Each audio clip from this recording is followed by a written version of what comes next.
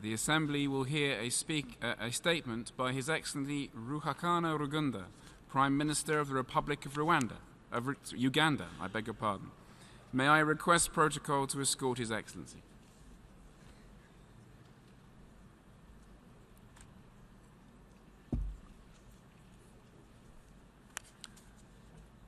I have great pleasure in welcoming the Prime Minister of the Republic of Uganda, His Excellency Ruhakana Rugunda, and I invite him to address the General Assembly.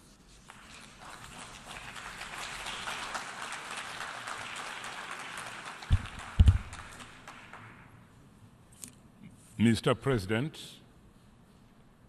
I congratulate Ms. Maria Fernanda Espinosa on her election as President of the 73rd session of the United Nations General Assembly, and I want to assure her of Uganda's full support.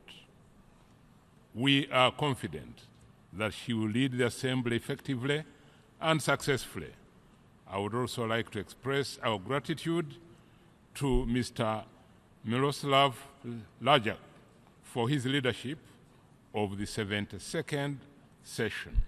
I pay tribute to the Secretary General, His Excellency Antonio Guterres, for his personal dedication and commitment to the work of the United Nations. The theme for this 73rd session, making United Nations relevant to all people, is very pertinent. 3 years ago, in this hall, we adopted a universal and transformative Agenda 2030 for sustainable development to guide our efforts over the next 15 years. At the heart of the 2030 Agenda was a pledge to leave no one behind. It meant that the 17 Sustainable Development Goals and targets should be met for everyone, with a particular focus on the poorest, most vulnerable, and further behind, people who indeed are often left out. We in Uganda are devoting a reasonable amount of time and resources to follow through on the implementation of the agenda and establish links between the SDGs and our national priorities. We are deliberately working to ensure that the SDGs are implemented in an effective and timely manner for socio-economic transformation and improvement of our people's livelihoods. To do so, we have integrated 76% of the SDGs into the National Development Plan for the period 2015 to 2020 as part of the Uganda Vision 2040. From our engagements thus far, it is evident that the biggest challenge remains inadequate financing to implement the 2030 Agenda, an issue that came out clearly in the high-level political forum held in New York last June. We in Uganda are doing our best to mobilize resources, both domestic and external, for implementation of the SDGs. We are committed to leveraging support into productive areas, including the private sector, which has the potential of boosting our economy, and therefore contributing additional internal resources that would help in the implementation of the SDGs.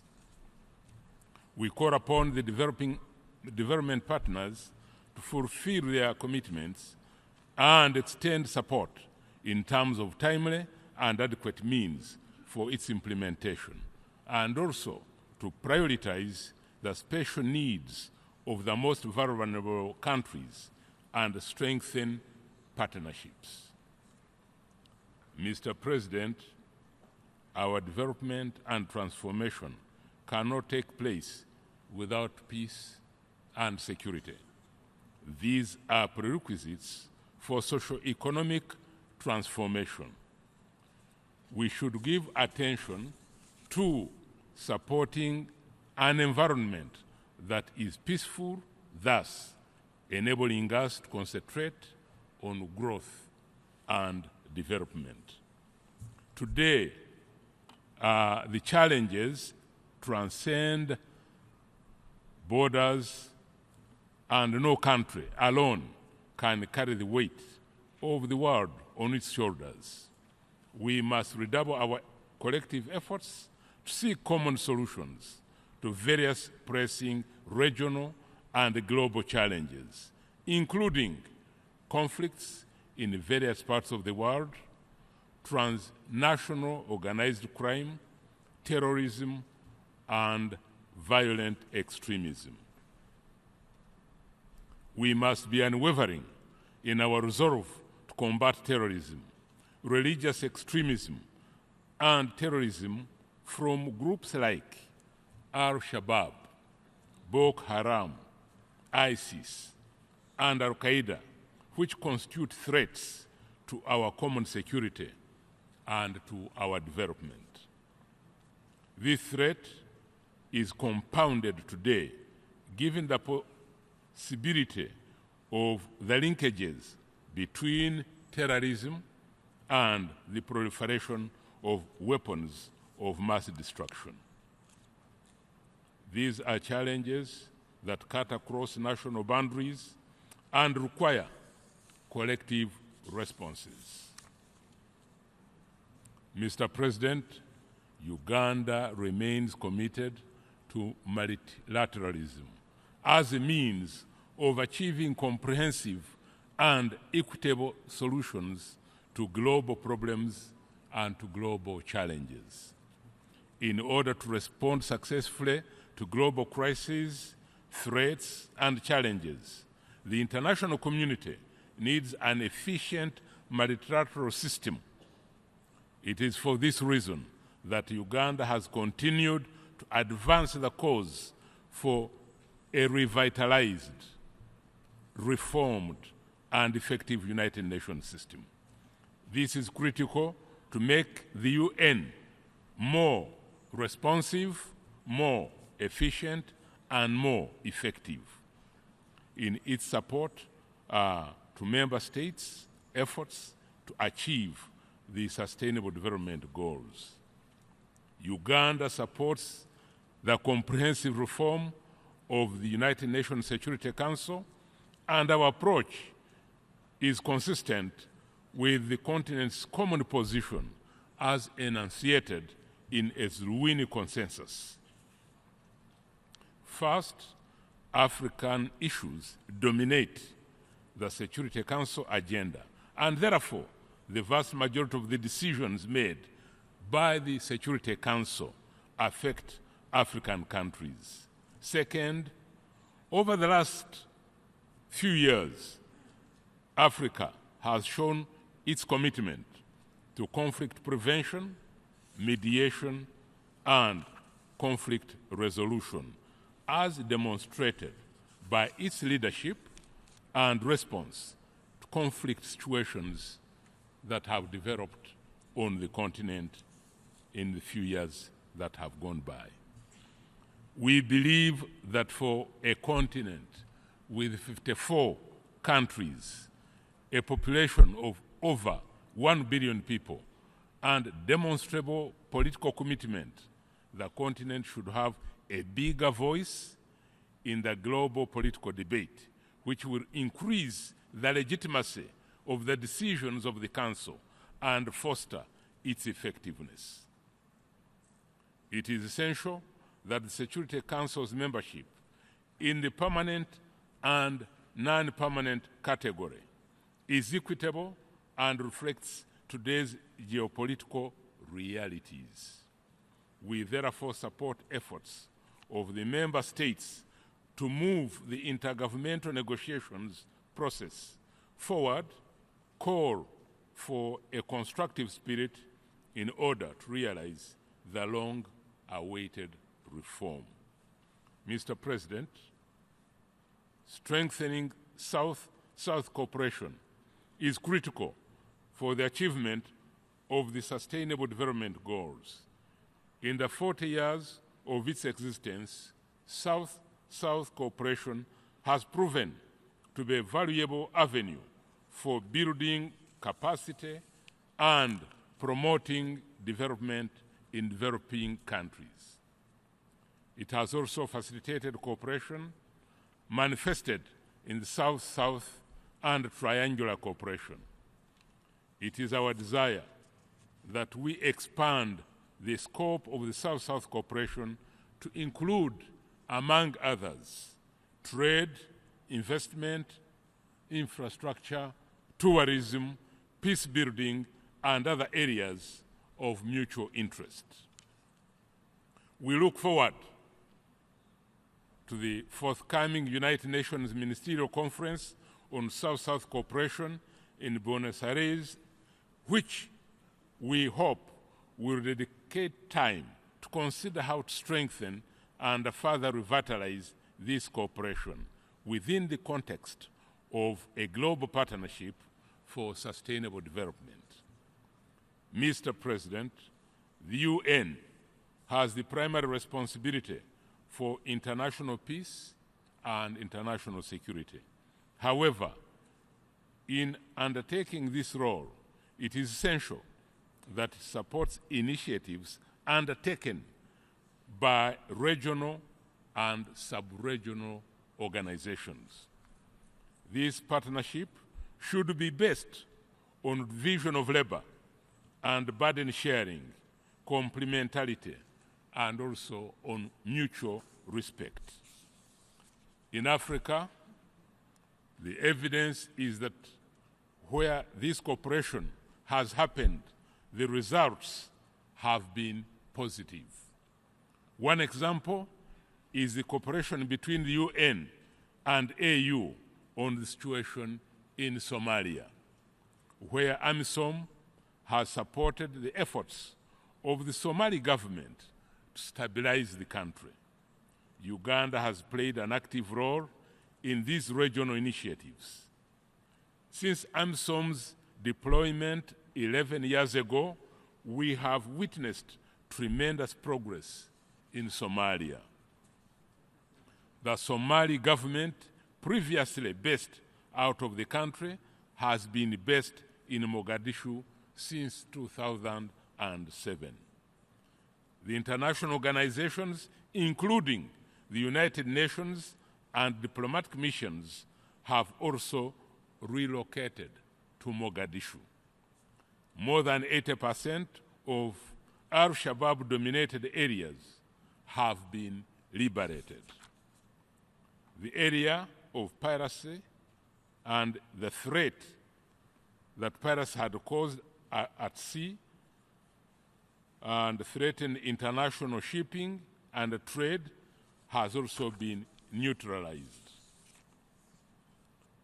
Business is thriving, and there are many reconstruction activities in many parts of Somalia. And by the way, regular elections have been held. These positive developments and Somalia's relative stability would hardly have been possible without the contribution and sacrifice of AMISOM and the Somali security forces. Uganda appreciates the support that the African Union and international partners have given to AMISOM. AMISOM was never intended to be in Somalia forever. That is why it is essential that Somalia is supported to provide security for its people. It is crucial that any reduction in the troops of AMISOM corresponds with a strengthening of the Somali security forces. The failure to carefully manage this process could imperil the political and security gains that have already been made in Somalia. On South Sudan, Uganda has actively participated in the IGAD-led peace process launched in June 2017. And we welcome the recently signed revitalized agreement on resolution of the conflict in South Sudan. The agreement outlines guidelines on power sharing and governance, security arrangements, including settling boundary disputes, which will be guided by a boundary commission. We call on the international community to support the implementation of this agreement. Mr. President, climate change remains a major challenge and a threat to our efforts to achieve sustainable development. Uganda supported efforts to reach a new universally binding climate change agreement reached in Paris in December 2015. Uganda was one of the first countries to sign and ratify the agreement last year. We must continue to master the necessary political will to fully implement the agreement. There is need for the enhanced delivery of finance to the most vulnerable countries to support their climate change mitigation and adaptation measures.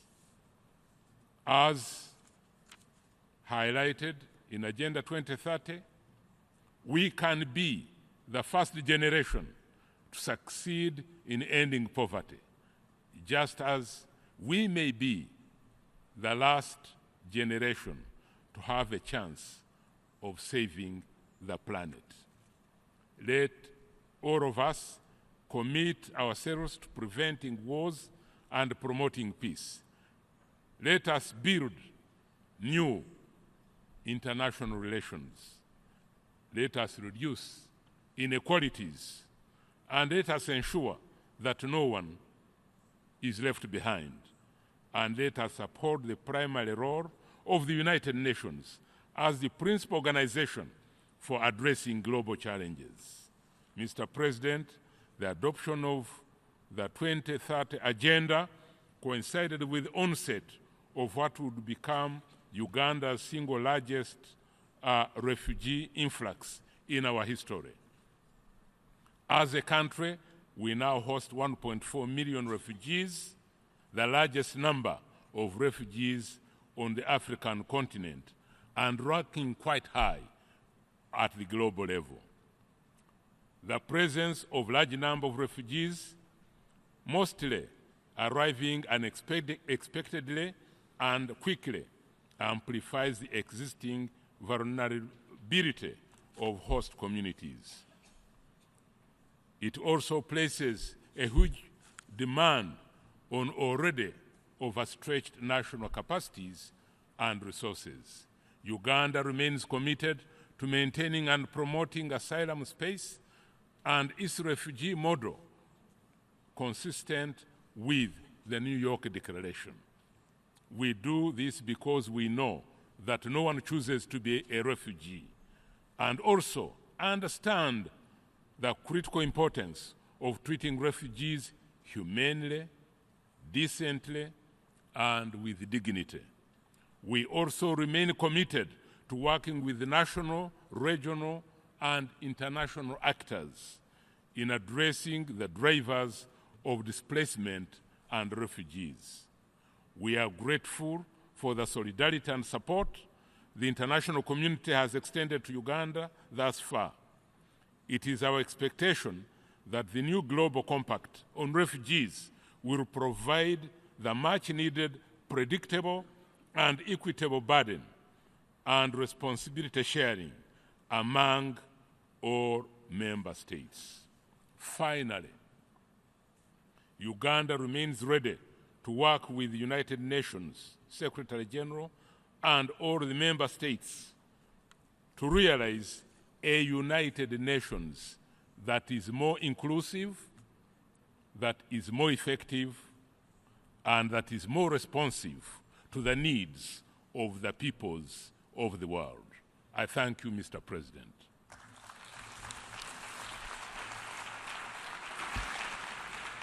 On behalf of the General Assembly, I wish to thank the Prime Minister of the Republic of Uganda for the statement just made and request protocol to escort His Excellency.